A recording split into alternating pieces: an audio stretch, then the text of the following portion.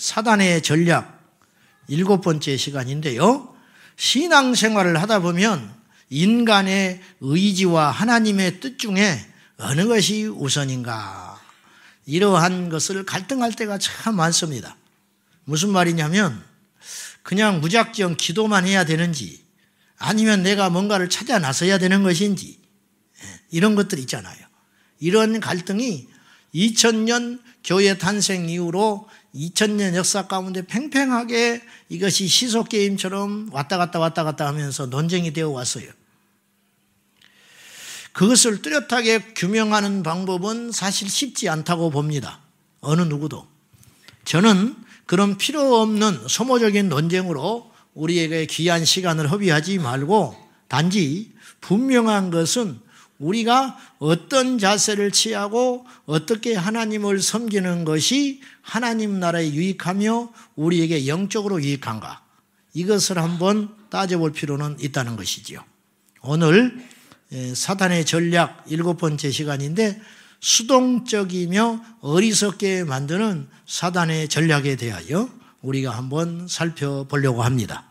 자, 수동적인 사람은 수동적인 사람이 나쁘다, 좋다, 그걸 말하려는 게 아니에요. 영적인 면으로 조금 접근을 해보자는 거예요. 능동적인 사람들이 적극적 사고를 가진 사람이 이 땅에서 잘 된다, 그걸 말하려는 게 아니에요. 아시겠죠? 자, 귀 있는 자는 잘 들으셔야 됩니다. 수동적인 사람은 언뜻 보기에 순종적이고 믿음이 있어 보이는 것처럼 느껴질 때가 있습니다. 그러나 실상은 수동적인 사람은 사탄이 이용하기에 쉬운 대상입니다. 자, 그 이유가 무엇인지 이제 한번 쭉 살펴볼 것인데요. 그 이유는 의외로 수동적인 사람들이 완고하고 혹은 어리석기 때문입니다. 자, 첫째, 수동적이고 어리석은 사람은 왜 사단이 이용하고 함부로 휘하에 두고 휘두르기가 쉽냐 하면, 수동적이고 어리석은 사람은 죄와 결별하는데 오랜 시간이 걸립니다. 그리고 정리를 분명히 못해요. 의외로 하나님이 쓰셨던 많은 사람들 중에는 단호했던 사람들이 많습니다. 단호했던 사람들. 그걸 주목할 필요가 있어요. 아브라함은요, 상당히 우유부단한 사람처럼 보이나 하나님과의 관계 속에서는 굉장히 단호한 면이 있는 사람이에요. 너는 본토 친척 아비집을 떠나라. 뒤를 안 돌아보고 정리하고 떠나버리는 거예요. 아브라함이 20대라면 어떤 푸른 꿈을 가지고 답답한 본토 친척을 떠날 수 있습니다. 그러나 그는 75세였어요. 이제 인생 항혼, 지금도 나이가 많을 때인데 정리하고도 한참 할 시간이에요. 그리고 자식이 없어요. 무슨 낙이 있겠냐는 거예요. 죽더라도 편안하게 죽지 이방 타국에 가서 죽을 생각은 나부터 하기가 쉽지 않아요. 그런데 아브라함은 단호하게 정리해버립니다. 단호하게.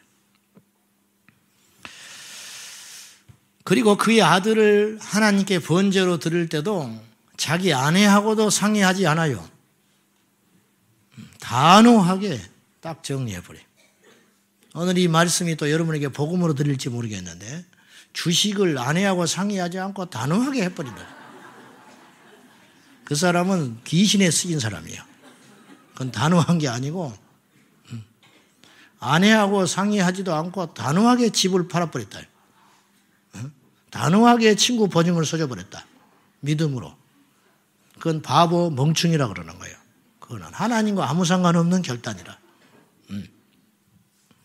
제자들은 주님의 콜링을 받을 때 배와 그물과 아비를 버려두고 즉시로 떠나버렸어요. 이게 단호하다는 것이거든요. 단호했다. 삼손은요, 드릴라 품에서 죄를 끊어내지를 못하고 알면서 이게 하나님이 원치 않는다는 거 알아요.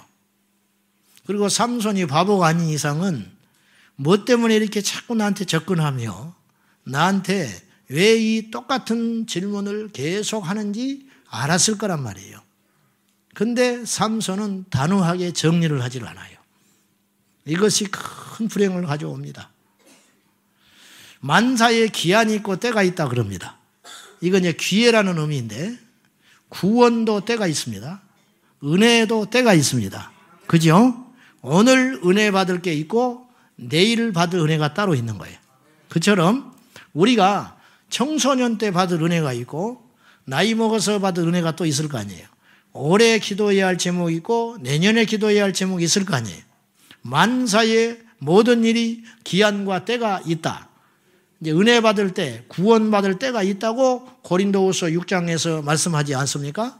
이걸 또 다른 각도로 이렇게 볼 수 있어요. 죄도 정리해야 할 때가 있는 것이에요. 악도 버려야 할 때가 있어요.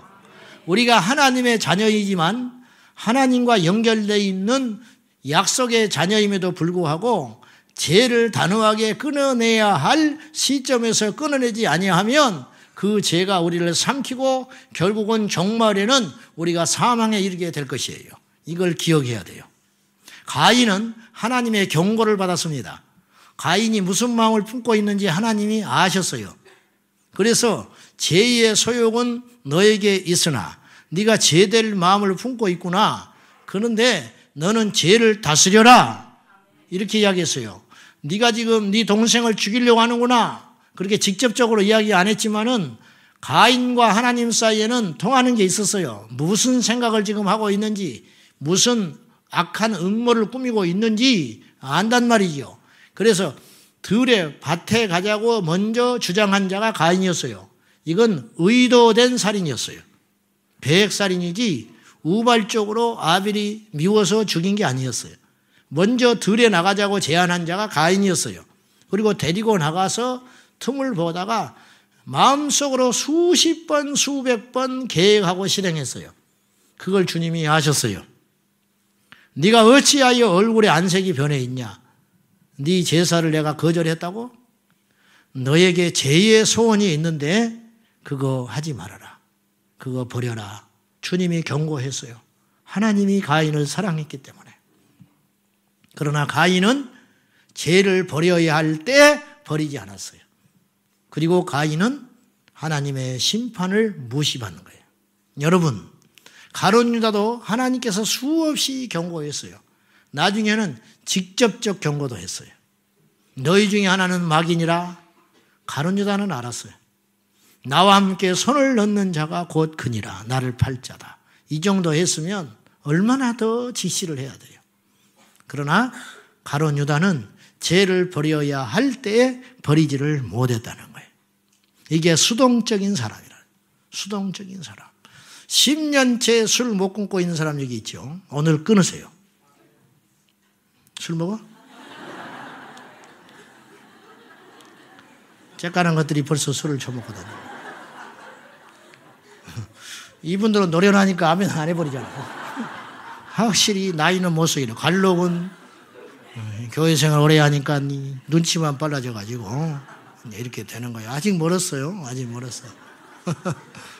죄를 끊어야 돼요. 은밀히 행하는 중독의 죄들. 하나님이 이 말씀을 오늘 여러분의 기회에 주신 이유는 어쩌면 그런 대상자들이 이 자리에 있기 때문에 그런지 몰라요. 그것만 제겠어요. 저도 마찬가지고 여러분도 마찬가지고 살기 위해서 돌이키시기를 축복합니다. 그래서 수동적인 사람은 그렇지를 못하는 거예요. 계속 질질질 끌려가다가 사단의 노예로 종돼가지고 그의 귀한 인생을 허비하게 된다. 그런 말입니다. 자, 두 번째로 수동적이고 어리석은 사람들은 성경의 해석도 어리석게 해석해요. 조금 연관관계가 없는 것 같은데 여러분들이 이제 각자 은혜를 좀 받아보세요. 이게 무슨 말이냐면 잘못된 성경 해석 하나는 우리 인생을 엄청난 피해를 가져다 줘요. 잘못된 성경 해석은 사람들을 수동적이고 더 어리석게 만들 수 있다는 거예요. 자, 제가 몇 가지 많은 예가 있지만 시간 관계상 다 못하고 이제 여러분이 이걸 적용해 보면 더 큰 도움이 될 걸로 보는데 제가 몇 가지만 제시를 한번 해볼게요. 먼저 마태복음 7장 7절. 자, 시작.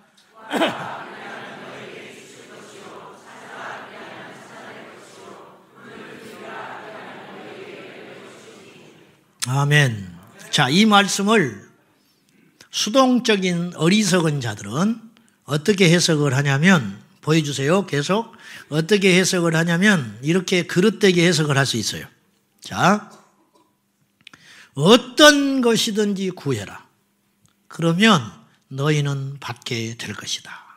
굉장히 믿음의 소리 같지요. 네? 제가 아까 수동적인 거 이런 걸 전제하고 이 말씀을 던지니까 여러분이 조금 더 주의 깊게 이걸 듣지. 그렇지 않으면 우리 모두, 저도 마찬가지. 어떤 것이든지 구하면 하나님이 주신다. 그러면 다 아멘 할 거예요. 물론 그 말은 틀린 말은 아니에요. 그러나 그걸 좀 더 깊이 들어가 보자는 거죠.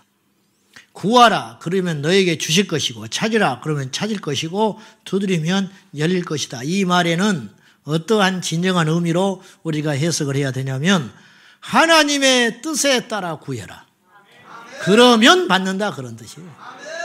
수동적인 사람들은 마치 믿음을 가장하여 하나님 앞에 믿음을 가장하여 무기력한 기도 다 들어주신다고. 그러나 실상 자신은 움직이지 않는 그러한 잘못된 믿음으로 전락해 갈 수 있다는 거예요. 이것에 대한 경고예요. 두 번째 예를 하나 또 들어볼게요. 요한일서 2장 27절 시작.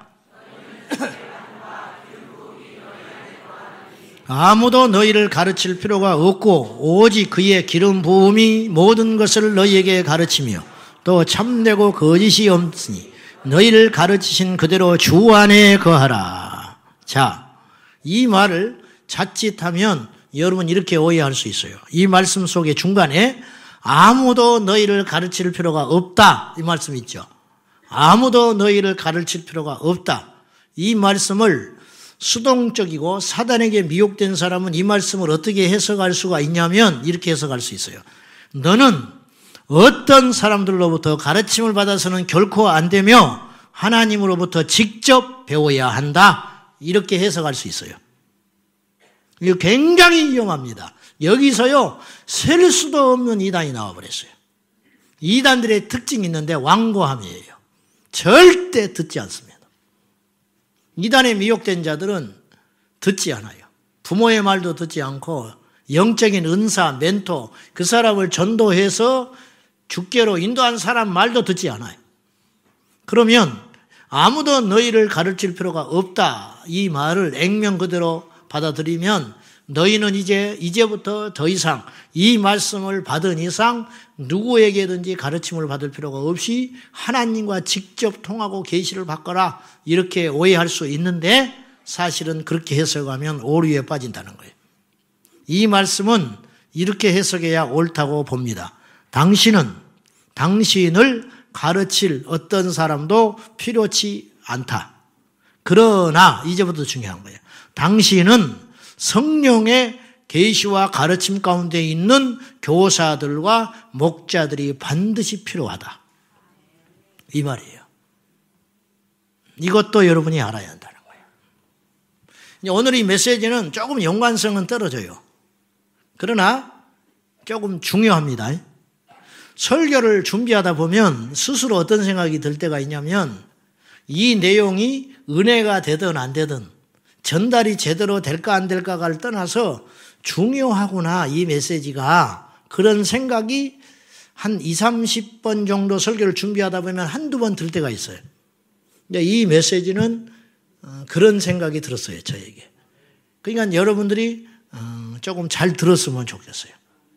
자, 세 번째, 요한복음 16장 13절 시작. 그러나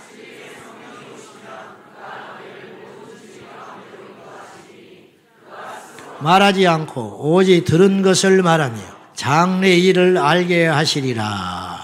자, 이 해석은 오류를 범하면 이렇게 해석할 수 있어요. 그가 나를 모든 진리 가운데로 이미 인도하셨다. 이미 인도하셨다. 자, 진리의 성령이 오시면 그가 너희를 모든 진리 가운데로 인도하시리니 그랬지요. 인도하시리니. 그래서 이제 너희들은 어떤 염려나 의심도 품지 말고 성령께서 너희들을 온전한 진리 가운데로 이미 인도하셨다. 이렇게 해석할 수 있죠. 어떤 범위, 종이 한 장 차이인데 그러나 그건 위험한 해석이에요. 이것이 진정한 옳은 해석은 이렇게 들어야 돼요. 하나님의 성령이 너희를 인도하고 계신다. 그러나 나는 우리 모두가 나는 저와 여러분은 그것이 언제 그리고 어떤 방식으로 일어나고 있는지를 반드시 알아야 한다. 자, 다시 제가 정리해 볼게요. 성령께서 우리를 인도하셔요. 그건 분명한 사실입니다. 아멘. 그건 분명한 사실인데, 왜냐? 지금이 성령 시대니까 예수님 당시에 제자들이 예수님의 인도함을 받았던 것처럼 오늘 우리도 예수님이 육으로 오는 우리를 떠났지만 약속하신 바 보혜사 성령 파라클레토스, 우리 곁에서 도우시는, 변호해 주시는 성령님이 파라클레토스, 곁에서 나와 함께 하시기 때문에 그분이 나를 인도하십니다. 맞습니다. 그건 분명한 사실인데 그건 부정한 것은 이상한 것이죠. 이단이죠. 그건 맞는데 거기에 하나 더 붙여야 할 게 있다는 거예요. 그렇지만 우리는 그것이 성령의 인도하심의 그 역사가 언제 그리고 어떤 방식으로 내게 일어나며 인도하고 계시는지를 깨어서 알 수 있어야 된다는 거예요. 분별할 수 있어야 한다. 이렇지 않으면 신앙이 참된 진리에 근거한 신앙이 되지 못하고 수동적이고 무기력하고 어리석은 신앙으로 전락해 버릴 수 있다는 거예요. 마귀는 지난 시간에 그랬어요. 열정적이고 신실하고 성실한 그리스도인조차도 공격을 한다는 거예요. 오늘 여러분 중에 저도 이제 그런 지식의 어떤 변천을 겪어서 여기까지 왔죠. 앞으로도 계속 하나님을 향한 우리의 영적인 지식은 진보할 것 아닙니까? 계속 더 열어지고 더 분명해지고 오리와 더 점점 없어지면서 진리 가운데로 하나님 우리를 인도하실 거예요. 근데 이제 제가 처음에 교회 나가서 배운 지식들과 내가 스스로 착각한 지식은 예수 그리스도를 믿는 자들에게는 악한 역사는 더 이상 상관이 없다고 여겼어요. 그러나 그것이 아니었어요. 성경을 보고 또 우리 주변에서 일어나는 현상들을 볼 때 사단은 예수님조차도 공격을 했으니까 사단은 믿는 자조차도 공격한다는 사실을 뒤늦게 알게 됐어요. 오늘 여러분 중에 나는 믿음에 서 있기 때문에 나는 예수 그리스도를 내 마음속에 확실한 구주로 영접을 했기 때문에 이제는 사단의 공격이나 사단과 관계없는 자라고 여긴다면 그것은 믿음이 아니고 어리석은 것이에요. 그건 믿음이 아니에요. 믿음이라는 것은 가능성이나 혹은 좋은 일이 일어날 것으로 기대한다는 것은 50%의 믿음이에요. 진정한 믿음은 가능성 그리고 좋은 것이 일어날 수 있다고 하는 기대감, 거기에 더해져서 무엇이 있어야 되냐면 깨어있음이 더해질 때 100%의 믿음이 되는 거예요. 그러니까 내가 구원을 예를 들어보면 내가 하나님께 구원받은 것이 확실하다. 저는 교만한 게 아니고 여러분도 마찬가지겠지요. 제가 구원받은 게 저는 믿어져요. 저는 믿어져. 그래서 저는 지금 죽어도 천국은 갈 수 있다는 확신은 있어요. 확신은 있지만 이거는 50%고 나머지 50%는 어떤 두려움이 있는가 하면 나의 이 믿음이 영원할 것 같지 않다는 두려움도 있는 거예요. 왜 그런가? 성령께서 나와 함께 하시고 나를 죄로부터 막아주시고 나의 긍휼을 베풀어 주시고 내가 주님 앞에 심판대 앞에 설 때까지 사도 바울처럼 달려갈 길을 마치고 믿음을 지키고 선한 싸움을 하여 멸관을 잊지 않고 가야만 나의 구원이 완성되는 것이지 지금이 받은 구원이 앞으로 내가 어떠한 행동을 하더라도 잃어버리지 않는다는 그러한 자신은 없다고 말이에요. 좀 말이 복잡해졌어요. 여러분도 그러시죠? 그러니까 믿음이라는 것은 단순히 기대하고 좋은 일이 일어날 걸 기대하는 거, 소망하는 거, 이 수준은 어린아이의 믿음이라고 생각해요. 여기에 더해져서 진리에 입각한 확실한 깨어있음, 그리고 어떤 분별함, 이것이 더해질 때 우리의 믿음은 더 온전해지지 않을까, 이런 생각이 드는 것입니다. 아멘. 자, 이 외에도 많이 있겠죠. 성경을 읽다 보면 이런 구절들이 일어날 때, 이런 구절을 대할 때 하나님의 지혜가 우리 안에 있어서 이 말씀들을 바로 해석하는 지혜가 있기를 주님의 이름으로 축복합니다. 이런 금방 말한 세 가지 이런 종류들, 이거 외에도 이런 유사한 성경 구절들이 많이 있겠지요. 이런 성경의 오류적 해석들을 통해서 수많은 이단들, 그리고 영화롭지 못한 무기력한 그리스도인들을 만들어서 결국은 하나님의 영광을 파괴하고 있다는 거예요. 사단이.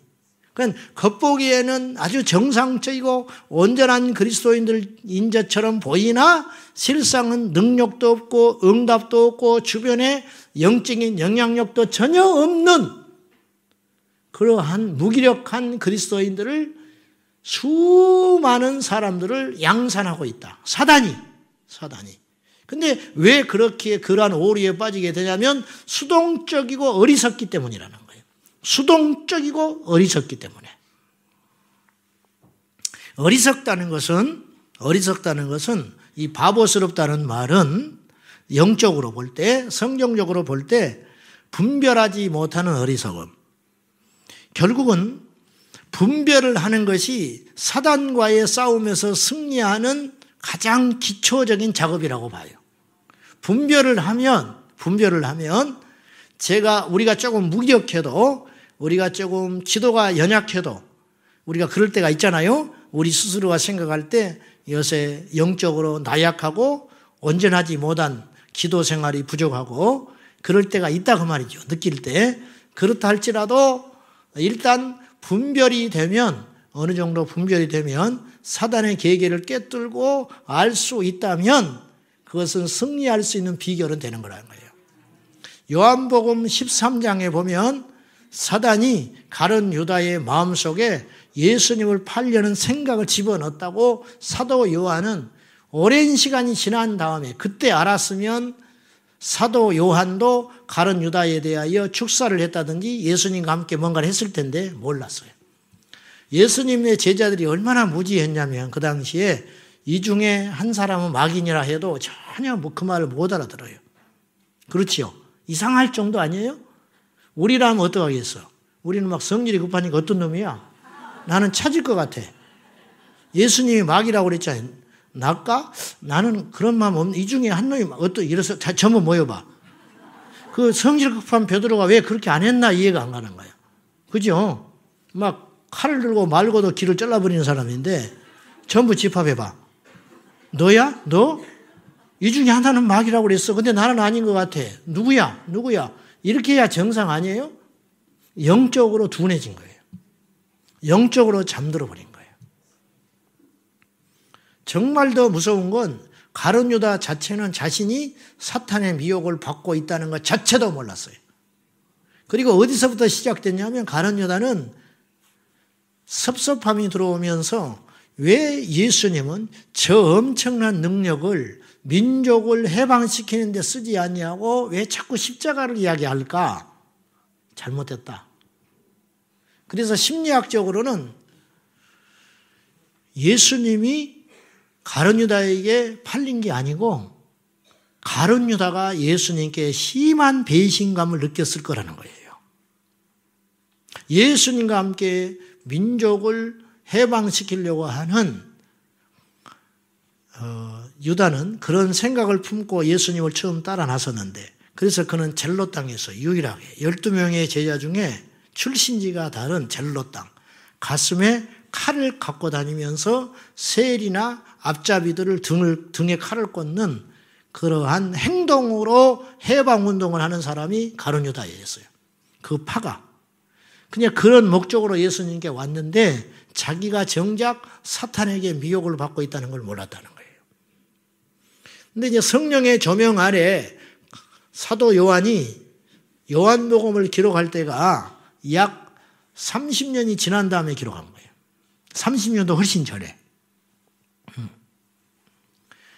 이 사복음서 중에 제일 늦게 쓰였으니까.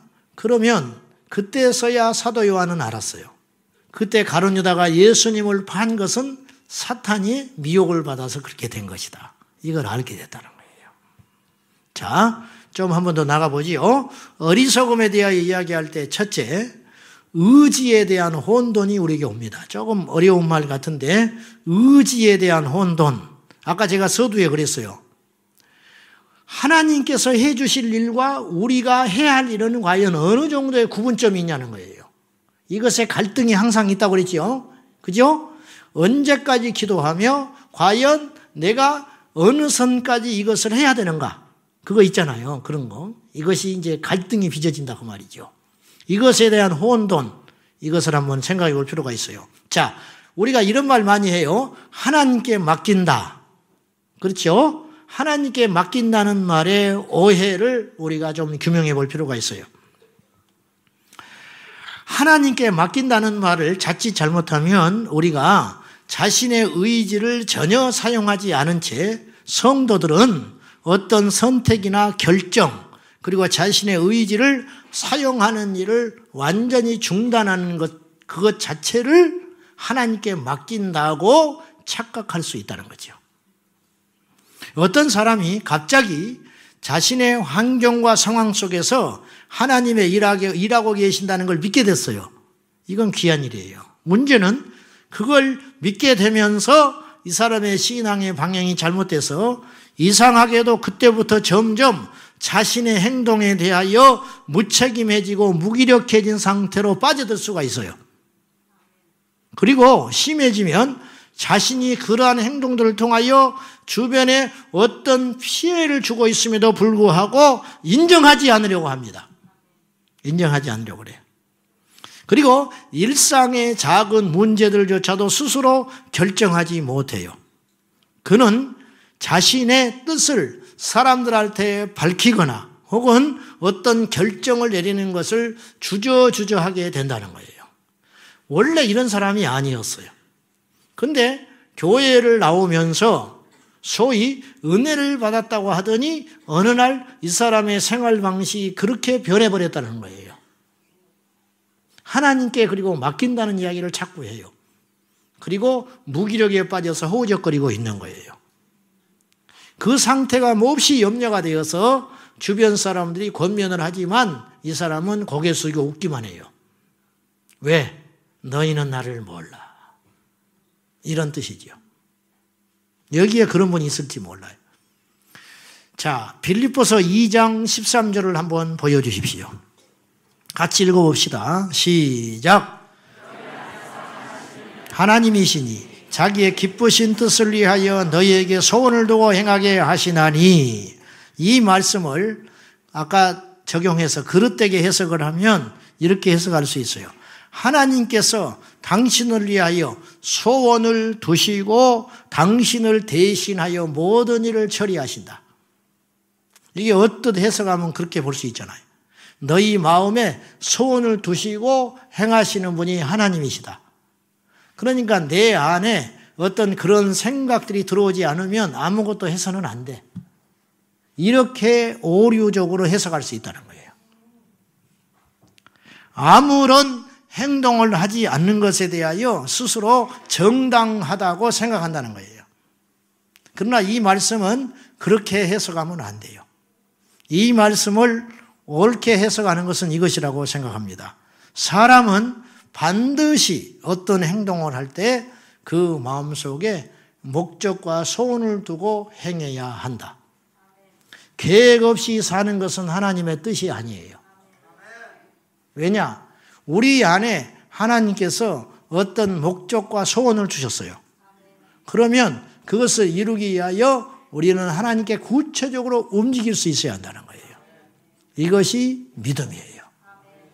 이것이 믿음. 하나님께서는 우리를 위해서 일해 주십니다. 아멘. 저는 그걸 믿습니다. 그러나 모든 영역에 대하여 우리를 대신하여 일해 주시는 종이 아니에요. 우리 하나님은 주인이세요. 종이 아니라니까. 우리 종이 아니에요.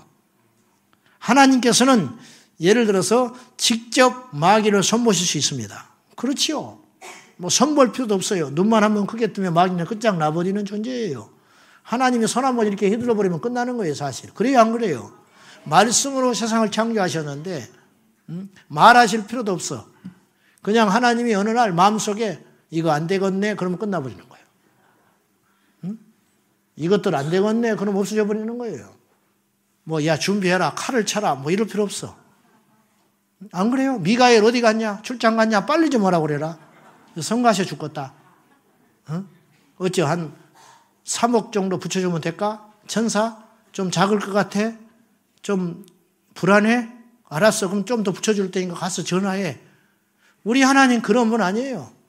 그냥 눈 한 번만 껌뻑하면 끝나버리는 일이라. 그래요, 안 그래요? 그런데 우리 주님이 그렇게 일하시지 않아요. 무기력하시기 때문이 아니고 왜 그러시는가? 다시 하나님께서는 직접 마귀를 손보실 수 있지만 그렇게 하지 아니하시고 우리가 마귀를 대적하고 물리칠 때 주님은 더 통쾌하게 생각하신다고 말이에요. 예를 들어서 아담과 하와가 패배한 것은 아담과 하와의 범죄로 끝나지 않았어요. 그것은 하나님의 근심이고 슬픔이었어요, 사실은. 아담과 하와에게 선악과를 만들어 두신 이유는 승리하라고 만들어 두신 거예요. 유혹을 이기고 네가 나를 선택해라. 날마다 네가 유혹을 받을 터인데 그때마다 나의 명령을 기억하며 나를 선택하라고 만들어 놓으신 것이 선악과였어요. 근데 아쉽게도 아담과 하와는 패배했습니다. 이 패배는 하나님의 아픔이었어요. 하나님의 수치였어요, 사실은. 거꾸로 봅시다. 70명의 제자들을 예수님께서 둘씩 묶어서 파송합니다. 그리고 그들에게 귀신과 병을 고칠 수 있는 권능을 주셨고 가서 복음을 전파하라고 사명을 주시면서 모든 것, 전대, 옷 2벌, 신발 다 뺏어버리시고 그 다음에 오직 믿음만 심어주면서 나의 이름으로 권능을 행할 수 있도록 하시라 하면서 보내주신 거예요. 그때 제자들이 가서 승리하고 돌아와요. 이것은요, 주님께서 직접 가셔서 승리한 것보다 더 큰 기쁨이고 승리였어요. 통쾌하잖아요. 제자들이 와서 승리를 보고할 때 사단을 향하여 주님이 웃으신 거예요. 봤냐? 나의 제자들이 너를 승리했어. 그건 나는 어떻겠냐고 말이에요. 너 앞에. 하나님의 권위, 그 하나님의 영광 이해되면 아멘 하십시오. 하나님은 우리를 대의자로 세워서 오늘 이 밤에도 승리하기를 원하세요.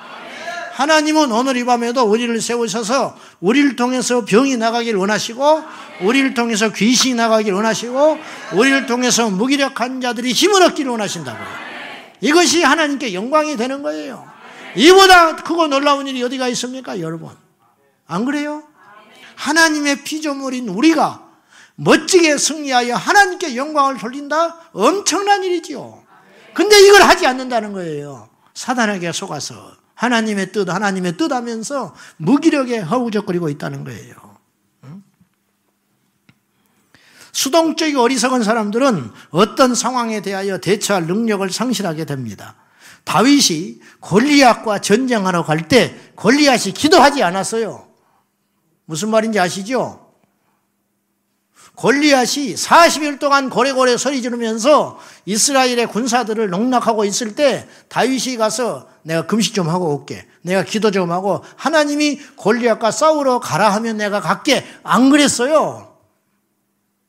광야에서 다져진 그 믿음, 오직 하나님만을 위해서 자신의 전부를 드리고자 하고는 믿음의 일념이 평소에 있는 거예요.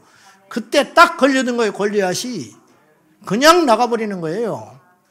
그냥 갑옷도 취하지 않고 물맷도 들고 나가서 여러 개도 필요 없어 하나로 끝내버리는 거예요.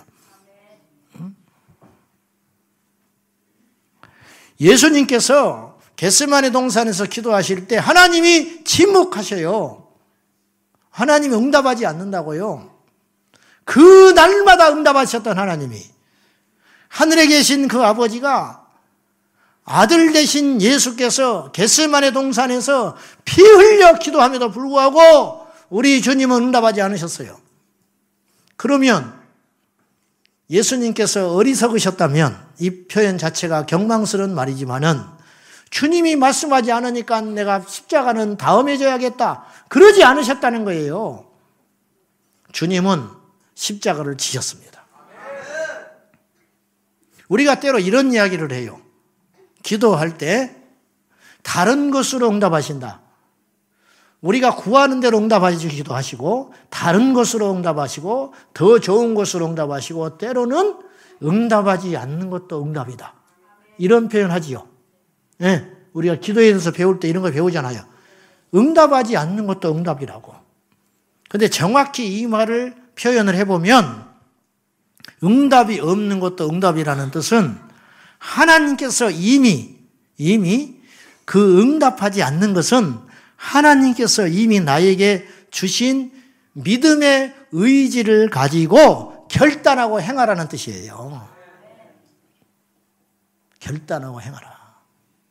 하나님 A 대학을 갈까요? B 대학을 갈까요? 할 때 99%는 하나님이 말씀하지 않으세요.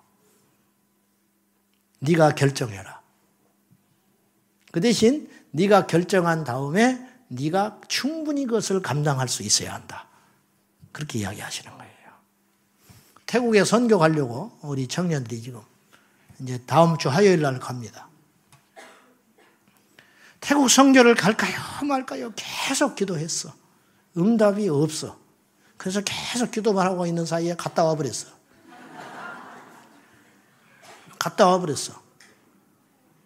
갔다 온 다음에 정신 차려보니까 하나님이 왜 우물쭈물했냐는 거예요. 응?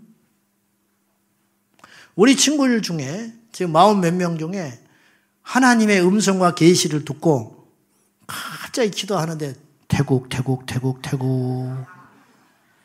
한 명도 없어 그런 놈. 내 마음속에 하나님을 향한 불붙는 의지가 생긴 거야. 그리고 믿음이 생겼어요.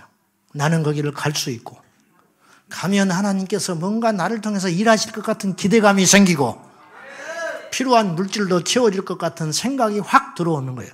그래서 지원해버린 거예요. 이게 수동적이지 않는 자세라는 거예요. 저는 실제로 이런 목사님을 봤어요. 나한테 자랑스럽게 이야기합니다. 우리 아내도 있었어요. 같이 들었어요. 자기는 설교에 자유해졌대. 어느 세미나에 갔다 온 뒤로 자기는 설교 준비를 안 한대. 왔다. 설교 준비를 안 하고 그냥 기도하고 올라간대. 지금 계속 그러고 있어요. 너무너무 자유하다는 거예요, 자기가. 내가 속으로 이렇게 생각했어. 교인들은 무슨 죄가 있냐? 그럼 맨날 똑같은 소리만 해야 되나? 똑같은 것만 먹어야 되는데. 에? 교인들은 무슨 죄가 있어? 그게 믿음이에요? 그게 믿음이냐고. 어떤 믿음처럼 보이죠? 조심해야 됩니다. 어떤 믿음처럼 보이잖아요. 기도하고 올라가서 하나님이 주신 거 선포한다. 속 편해. 몇십 년을 그렇게 목회한다고요? 성도들은 그러면 영적으로 누가 성장시킬 건데? 그러면 맨날 그 소리야. 기도해라, 사랑해라, 믿음으로 살아라. 그거 아니에요? 응? 아니잖아요. 그런 무책임한 일이 어디가 있어? 응? 기도를 써서 하면 신령한 기도가 아닙니까? 나한테 그렇게 시비 건 사람이 하나 있었어. 왜 기도를 써서 하냐? 그냥 하지. 그냥 한 사람의 기도만 진짜래. 여러분, 기도를 쓰기 위해서 몸부림치고 애쓴 그것이 얼마나 있는지도 모르고 쓰고 안 쓰고의 문제가 아니잖아요. 여러분 이거 깨야 돼요. 여러분 이거 어리석은 겁니다. 믿음 아니에요. 믿음을 가장한 게으름과 어리석음이고 수동적일 수 있다. 네.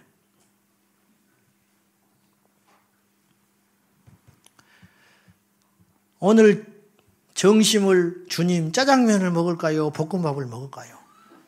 그걸 계속 기도해야 하는 사람이 있어. 아주 응답이 안 오면 밥을 안 먹어버려. 주님께 물어야 한다는 거예요. 계속. 이렇게 물어가지고 하나님이 응답해야 자기는 움직인다는 거예요. 굉장히 신령한 것 같지요. 믿음이 있는 것 같지요. 이게 사단에게 속는 거예요. 잘못하면. 아무것도 못해요. 아무것도. 믿음을 가장한 어리석음과 게으름.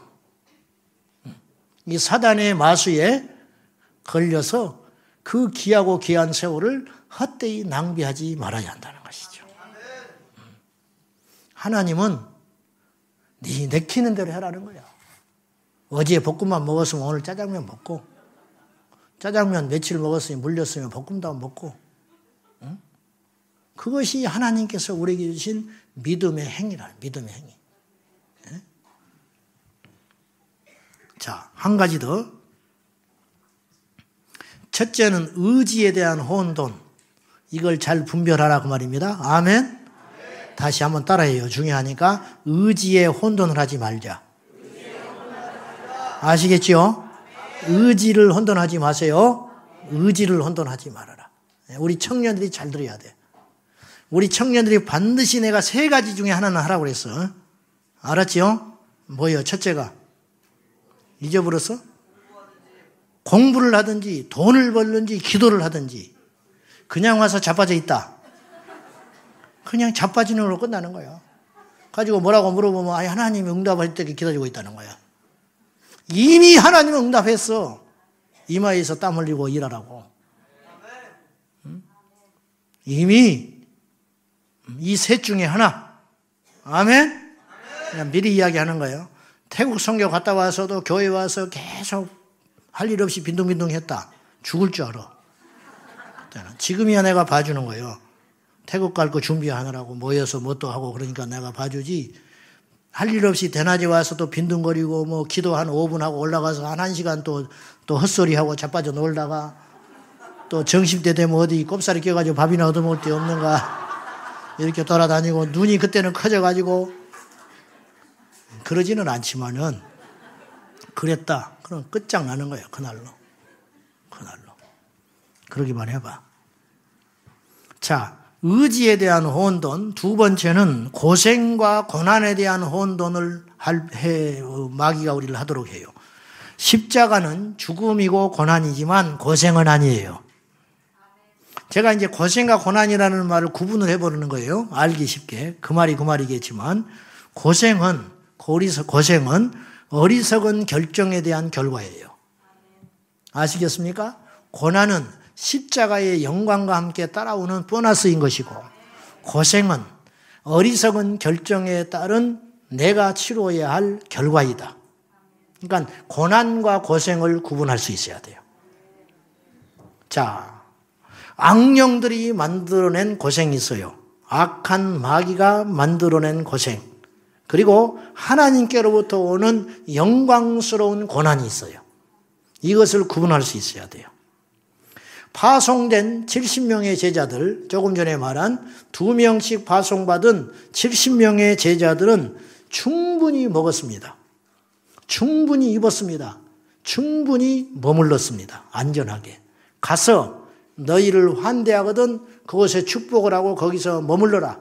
떠나올 때까지. 너희의 말을 듣지 않거든 신발에 먼지를 털어버려 표식을 삼고 나와버려라 그랬어요. 그랬죠? 고생하지 않았어요. 배 터지게 먹었어요. 가는 곳마다 귀신 쫓고 병자 고치고 환대받았어요. 그러나 복음을 전하면서 고난은 감수해야 했어요. 제자들이 처음에 나갈 때는 약간 두려운 마음도 있었을지 몰라. 전대 다 뺏어버렸지요. 눈에 보이는 아무것도 없잖아요. 될까? 근데 돌아올 때는 승리하고 돌아왔어요. 더 강력해져서 돌아왔다 그 말이에요. 왜 울려? 자, 그러면 마지막으로 원수들이 가져다 준 고생의 특징이 있어요. 십자가의 영광에 따른 고난이 아니고 원수들이 우리에게 속여가지고 우리에게 가져다 준 고생의 특징이 있다. 첫째, 열매나 승리, 그리고 영적 성장과 성수가 같은 열매가 없어요. 이것은 원수 마귀가 내 인생을 허비하고 가져다 준 고생이에요. 알맹이 없는 고통. 10년 동안 고생만 했어. 근데 신앙은 더 깊어지지도 않았어. 그때보다 더 오히려 퇴보했어. 그러면 그 10년은 고난이 아니고 고생한 거예요. 사단에게 속은 시간이었다는 거예요. 알맹이 없는 고통. 하나님은 고통을 목적으로 고통을 주지 않아요. 에레미야 애가 하나님의 본심은 인생으로 하여금 고생하게 하는 것이 아니라 그랬어요. 누가 어떤 아비가 자기 자식이 고통받는 걸 목적으로 고생을 시키겠어요? 재벌 총수가 자식을 고생시키는 것은 뜻이 있는 거예요. 이 기업체를 물려주기 위한 거예요. 더 큰 영광을 감당할 수 있는 그릇을 만드는 것이에요. 주님이 우리에게 십자가의 고난을 허락하신 것은 하늘의 영광으로 채우기 위함이에요. 부활의 영광에 참여시키기 위함이에요. 근데 마귀가 가져다 준 고생은 고생 자체로 끝나는 거라. 소득이 없는 고생. 시편 119편 67절 시작. 고난 당하기 전에는 내가 그릇 행하였으나 이제는 주의 말씀을 지키나이다. 고난을 당하면서 뭘 얻게 됐냐면 말씀을 지키게 됐다는 거예요. 그런데 고생을 하고 고난을 당했음에도 불구하고 하나님의 말씀으로 내가 성숙하지 못했다면 그 고난과 고생은 헛된 고생이라는 거예요. 여러분의 고난이 여러분을 더 진지하게 만들고, 여러분의 고난이 여러분을 더 성숙하게 만들고, 여러분의 고난을, 여러분의 외로움, 여러분의 그 억울함, 여러분의 그 고통, 그 시간들이 여러분을 더 하나님의 사람으로 빚어간다면 그 길이 십자가이지만, 오히려 이 고난, 고생의 길이 점점점 깊어짐으로 영적으로 퇴보하고 있고 하나님과 상관없는 자가 있고 주변에서 손가락질만 받고 있다면 여러분의 고생은 하나님께로부터 온 고생이 아닐 수 있다는 거예요. 이것을 분별하시기를 축복합니다. 그러면 구원받아 하나님 앞에 갈지 몰라. 갔다 치더라도 하나님께 책망받아요. 너는 왜 나의 영광을 가리고 왔느냐고. 무엇하다 왔느냐고. 사단에게 속아가지고 마귀에게 속아가지고 질질질 사단에게 끌려다니면서 헛된 고생만 하다가 내가 너에게 준 사명 감당하지도 못하고 그 복음의 전파도 하지 못한 채 네 가족 식구 하나도 구원하지 못한 채 질질질 끌려다니다가 내 앞에 왔단 말이냐? 주님이 책망하시면 우리가 무슨 말로 대답할 거예요? 의사는 수술할 때 치료를 목적으로 수술하지 장난삼아 배를 가르지 않아요. 환자를 아프게 하기 위해서 칼을 대지 않는다고요. 우리 하나님이 우리에게 십자가의 고난을 잠시 허락하실 때에는 목적이 있고 뜻이 있고 이유가 있다는 것이에요. 이것이 고난이에요. 속절없는 고생은 사단의 올무에 빠져 있다는 증거인 걸 깨닫고 여러분들이 속히 헤어나올 수 있기를 예수님의 이름으로 축복합니다. 그래서 두 번째로 원수들이 가져다 준 이 고생은, 소득 없는 고생은 하나님과 멀어지게 만든다는 거예요. 오늘의 결론, 이제 중간 결론이에요. 우리가 사단의 전략 7번째 시간까지 했으니까 중간 결론. 사단의 존재가 있음을 분명히 알아야 한다. 두 번째, 이들이 가장 강력한 성도들까지도 속일 수 있다는 것도 여러분 인식하셔야 돼요. 우리가 기도하고 일어날 때도 속일 수 있고 부흥회를 하고 일어났을 때도 속일 수 있고 내가 하나님의 치유를 경험한 다음에도 사단은 내게 접근하여 속일 수 있다는 걸 깨달으셔야 돼요. 단지 우리가 충만하면 분별하기가 쉽고 이길 수 있는 능력이 있겠지만은 우리가 무기력한 가운데 있으면 사단의 밥이 된다는 것도 꼭 기억하셔야 됩니다. 자, 오늘 아까 우리가 본문에 읽었는데 이 말씀 한 번만 더 봅시다. 마지막으로. 자, 14절. 시작.